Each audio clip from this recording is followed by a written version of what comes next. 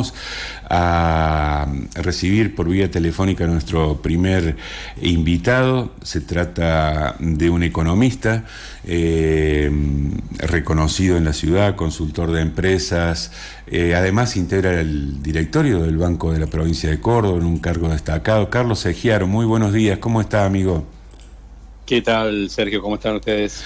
Bien, bien, bien, aquí en la 90.1, la radio del diario, llamándote para, bueno, primera comunicación del año, tener un pantallazo de lo que estás observando y, antes que nada, una pregunta. Hubo un decreto, el 38, que establece que los productores deben liquidar el 95% de lo declarado en la declaración jurada de ventas al exterior en un plazo de 15 días, 15 días hábiles que se están extinguiendo.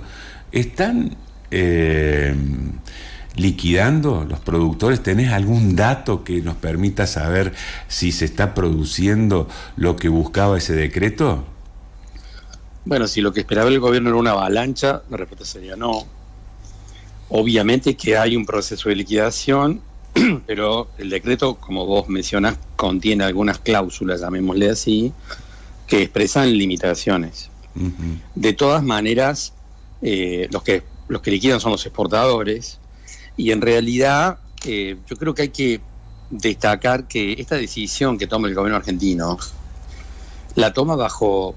Uno lo podría medir, tomada bajo presión, porque las entidades gremiales agropecuarias salieron fuertemente a cuestionar al gobierno en términos de la falta de rentabilidad sectorial, y si recordamos, hubo apoyo de gobernadores, ¿no es cierto?, el gobernador de Córdoba, el gobernador de Santa Fe, el gobernador de Entre Ríos, es decir, gobernadores de distinto signo político, que salieron a apoyar la presión de las entidades gremiales agropecuarias. Uno podría interpretar que el gobierno se asustó un poco, porque sobre todo algunos sectores gremiales en el sector agropecuario plantearon la posibilidad de salir, no digamos a hacer cortes de ruta, pero hablaban de movilizaciones a la vera de la ruta para abril.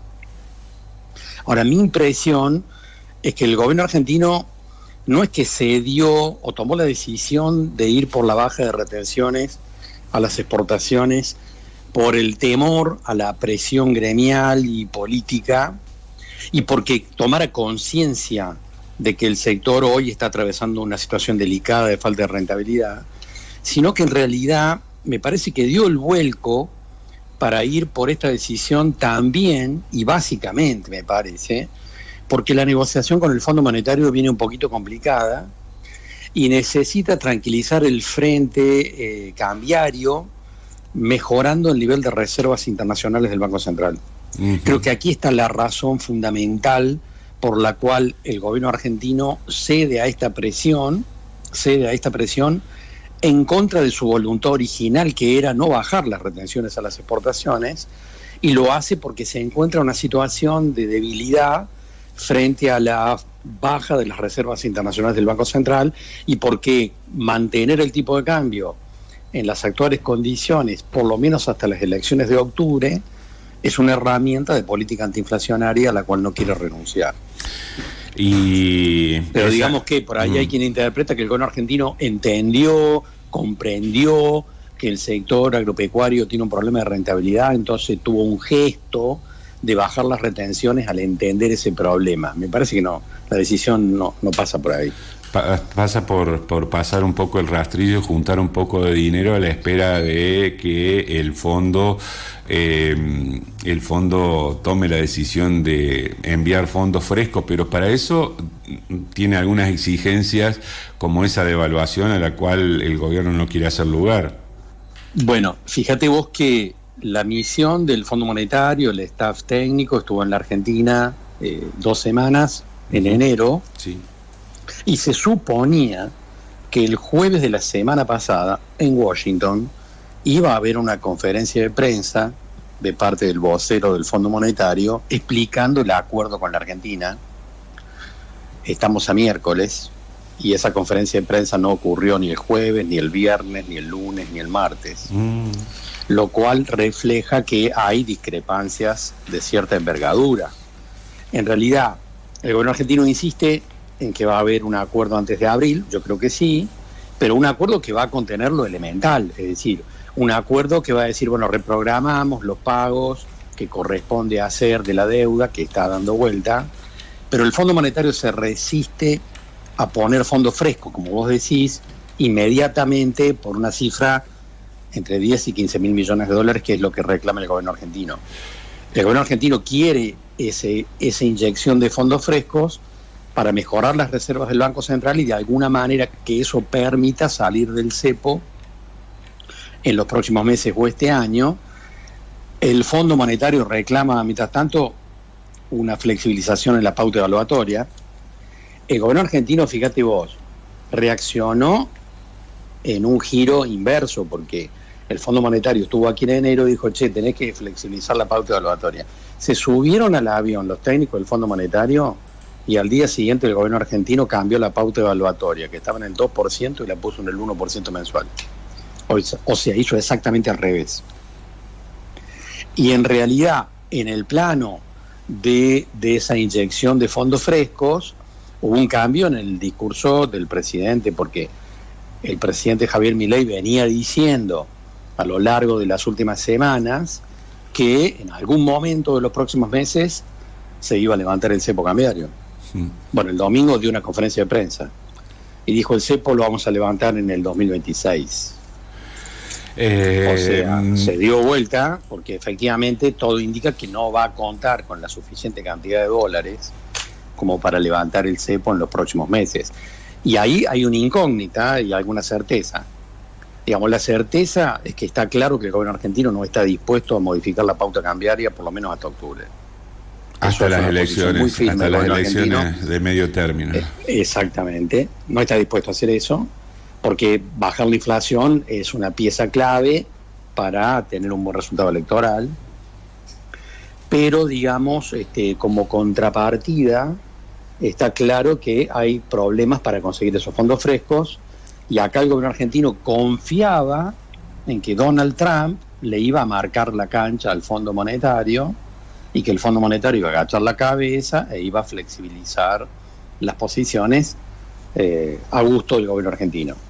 Y todo parece indicar que, no sé, que el presidente Donald Trump debe tener otras prioridades. Él lo dijo. Porque ese llamado pareciera que no se ha producido. ¿Sí? Además lo dijo, ¿no? Como que América Latina no nos llamó patio trasero, pero diciendo no los necesitamos. Ellos nos necesitan, pero nosotros no, medio despectivo.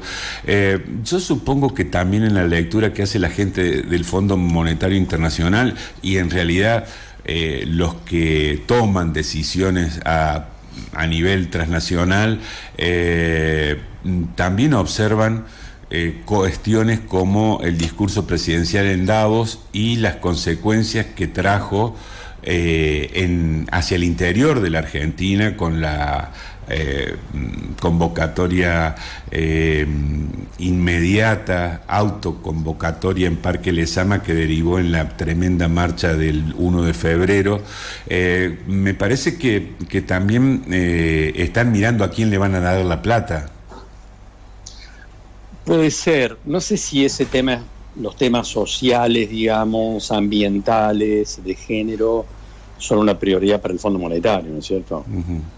Pero, y por supuesto que lo que dijo Milei en Davos es simpático lo que piensa el propio Donald Trump, ¿no es cierto? Uh-huh. Ahora, en realidad, cuando uno habla de la sintonía entre Trump y Javier Milei, uno puede pensar que está planteada en términos culturales, digamos, ideológicos en el fondo, en algún punto. Ahora, desde el punto de vista de la política económica, la verdad que la política de Donald Trump está en las antípodas de las que quiere llevar adelante el presidente Milei. Pensemos que hace una semana Donald Trump, ¿te acuerdas que Gasalla, el cómico, tenía en uno de sus sketches una frase que decía, exagero para fijar la idea? Donald Trump dijo la semana pasada, textualmente, las tasas aduaneras son la cosa más linda que se ha inventado. Es decir, proteccionismo al mango. Al palo, realmente, que se tradujo en lo que se anunció el día lunes, ¿no es cierto? Aumento de aranceles para México, para Canadá, para China, una amenaza a los BRICS, donde está Brasil, y obviamente la confirmación de una política fuertemente proteccionista de parte de los Estados Unidos, que apunta a generar un giro en las relaciones internacionales de los últimos 30 años, Sergio. Y esto obviamente va en las antípodas de lo que está diciendo el presidente y haciendo el presidente de la Argentina. Es decir, el mundo... China ya reaccionó ayer tomando decisiones de aumento de aranceles a las importaciones para productos norteamericanos.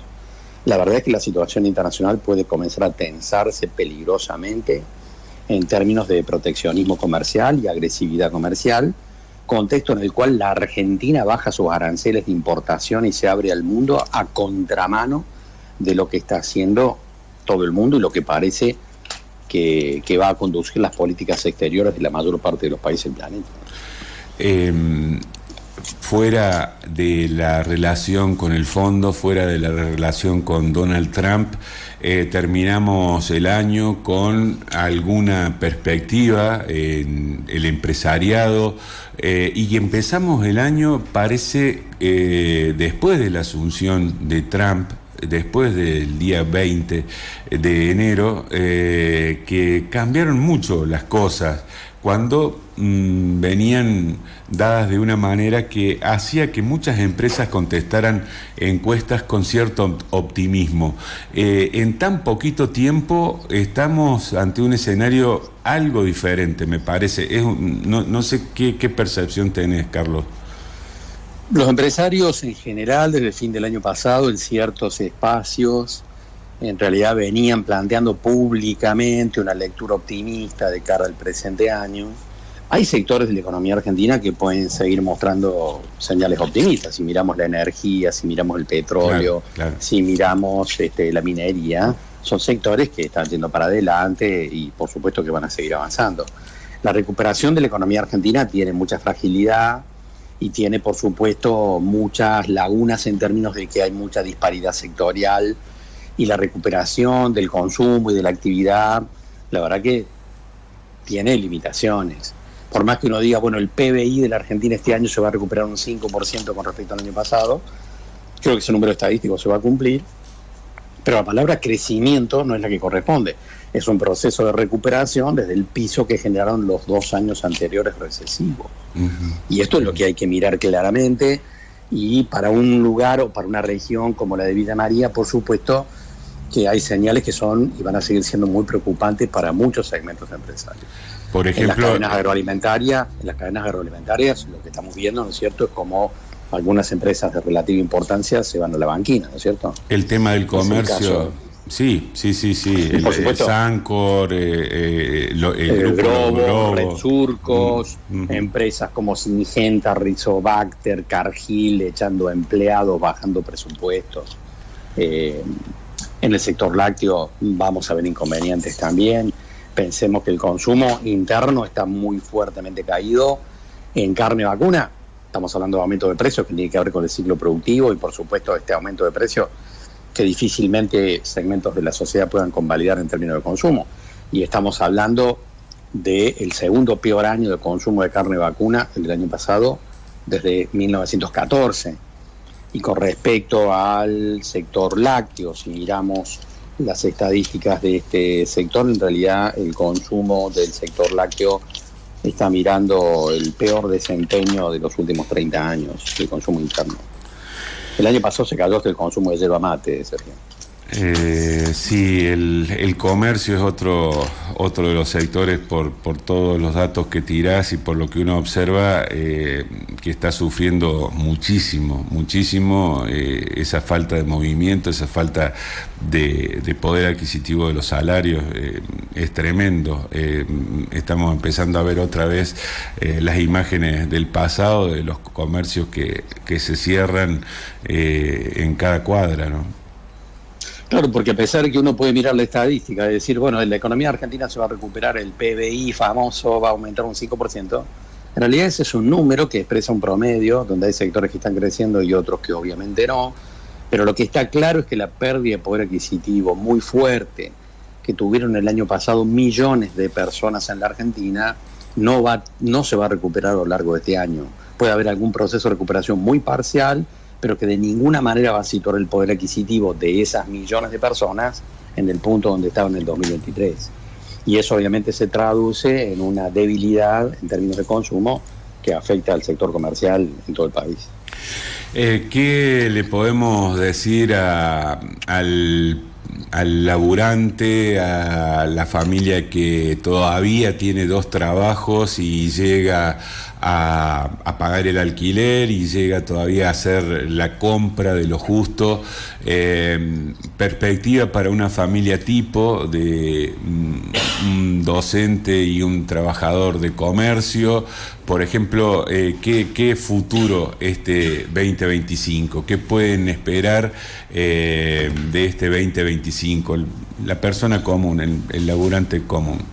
Bueno, en realidad la política del gobierno argentino apunta fuertemente a bajar la inflación. Está encontrando un piso en torno al 2%, pero es probable que baje de eso en algún momento. Mi expectativa sigue siendo que la inflación va a estar en el 30% a lo largo del año, más o menos en ese valor. Mi recomendación a la gente es que, a pesar de que la baja inflación obviamente va a ir profundizándose, va a haber menos inflación, es poco probable que los ingresos de amplios segmentos, vos mencionaste a los docentes y podemos hablar de los jubilados y tantos otros sectores, eso implique un proceso de recuperación de los ingresos por encima de la pauta inflacionaria. Creo que para la mayor parte de los sectores eso no va a ocurrir y por lo tanto lo que hay que plantearle a la gente es que sea muy cautelosa en términos de consumo. Bueno, Carlos, no sé si tenías apuntado algún tema que se nos haya pasado preguntarte, si no, bueno, el agradecimiento de siempre por la deferencia con nuestra cooperativa, nuestro diario, nuestra radio. Un gusto estar con ustedes. Gracias. Buenos días. Gracias.